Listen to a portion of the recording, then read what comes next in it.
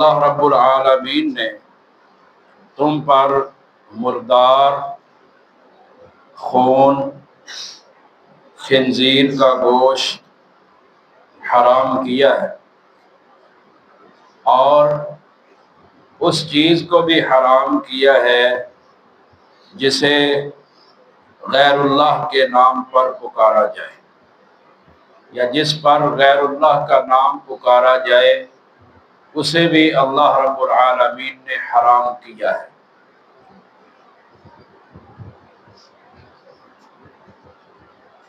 صحیح مسلم کے اندر روایت ہے، نبی کریم صلی اللہ علیہ وسلم سوموار اور جمعرات کا روزہ رکھتے تھے۔ ایک صحابی نے نبی صلی اللہ علیہ وسلم سے دریافت کیا کہ اللہ کے رسول صلی اللہ علیہ وسلم آپ سوموار اور جمعرات کا روزہ کیوں رکھتے ہیں؟ تو آپ علیہ الصلوۃ والسلام نے فرمایا کہ سوموار کا روزہ اس لیے رکھتا ہوں کہ اس دن میں پیدا ہوا تھا اور اسی دن میرے اوپر وحی کا آغاز کیا گیا تھا، اور جمعرات کے دن کے بارے میں فرمایا کہ اس دن اعمال اللہ رب العالمین کے ہاں پیش کیے جاتے ہیں، تو میں چاہتا ہوں کہ میرے اعمال پیش کیے جائیں تو میں روزے کی حالت میں۔ اب واضح حدیث ہے کہ نبی کریم صلی اللہ علیہ وسلم اپنی ولادت کے دن روزہ رکھ رہے، یعنی اپنی ولادت کی خوشی کا اظہار آپ علیہ الصلوۃ والسلام روزے سے کر رہے، کھا پی کر نہیں کر۔ اور ہمارے ہاں یہ عقیدہ بن چکا ہے کہ جو شخص 10 محرم کو 12 ربیع الاول کے دن پکا کر لوگوں میں فری میں تقسیم کرے گا، پورا سال اس پر آسانی رہے گی، پورا سال اس پر رزق کی فراوانی رہے گی، اس کو کوئی مشکل پیش نہیں آئے۔ تو اس لیے پھر وہ غیر اللہ کے نام پر، نبی صلی اللہ علیہ وسلم بھی غیر اللہ ہے، اصحاب رسول بھی غیر اللہ ہے، تو نبی صلی اللہ علیہ وسلم کے نام پر پھر وہ صدقے کیے جاتے ہیں، نبی کی طرف منسوب کیے جاتے ہیں، جو کہ جائز نہیں ہے۔ نہ یہ کام کرنا جائز اور نہ ہی ایسا کھانا کھانا جائز۔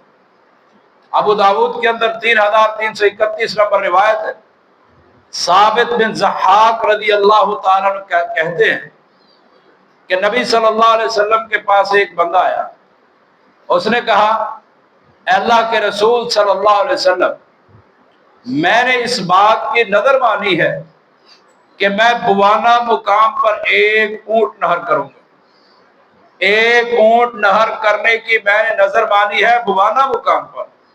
تو آپ علیہ الصلوۃ والسلام نے سوال کیا، حل فیہا وثن من اوثان الجاہلیت یعبد، کہا کیا وہاں پر جاہلیت کا کوئی بت تو نہیں کہ جس کی لوگ عبادت کرتے ہوں؟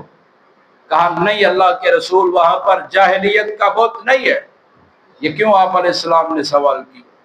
اس لیے کہ اگر وہاں پر جاہلیت کا کوئی میلہ لگتا ہو، جاہلیت کی کوئی عبادت ہوتی ہو، تو آپ علیہ الصلوۃ والسلام کہہ دیتے کہ یہ جائز نہیں ہے، غیر اللہ کے نام پر ہے۔ آپ علیہ السلام نے فرمایا اگر وہاں پر کوئی بت نہیں تھا، بت پرستی نہیں تھی، تو اپنی نظر کو پورا کر لے۔ اور ساتھ یہ بھی ارشاد فرما دیا، لا نظر فی معصیت اللہ، جب اللہ کی نافرمانی کی جا رہی ہو تو اس وقت وہ نظر نہیں، اس نظر کی کوئی شرعی حیثیت نہیں۔ اگر کوئی ایسی نظر مان لیتا ہے تو اس کو اپنی نظر کو توڑنا پڑے گا، نظر کو ختم کرنا پڑے گا۔ تو جو نظر مانتے ہیں، نظر علی، نیاز حسین، نبی صلی اللہ علیہ وسلم کی نظر، نبی صلی اللہ علیہ وسلم کی نیاز، تو وہ بھی اسی زمرے میں آتے ہیں۔ بعض لوگ کہتے ہیں ہم تو اللہ کے لیے کرتے ہیں، اللہ کے لیے کرتے ہیں۔ وہ جس نے اونٹ نہر کرنا تھا بوارنا مقام پر، اس نے بھی اللہ کے لیے کرنا تھا، اس نے بھی اللہ کے لیے کرنا تھا، لیکن اس میں ایک ایسی چیز آپ علیہ الصلوۃ والسلام نے بتا دی، اگر وہ ملی ہوتی وہ حرام ہو جاتا، وہ تھا ایسا کام جو شریعت سے ثابت ہے۔ تو نبی صلی اللہ علیہ وسلم سے آپ کی ولادت کے دن روزہ رکھنا ثابت ہے، ایسے کھانے پکا کر کھلانا فری کے اندر، اور یہ عقیدہ رکھنا کہ جو کھائے گا کھلائے گا اس پر رزق کی پورا سال فراوانی رہے گی، یہ بدعت ہے، سنت سے یہ عمل ثابت نہیں ہے۔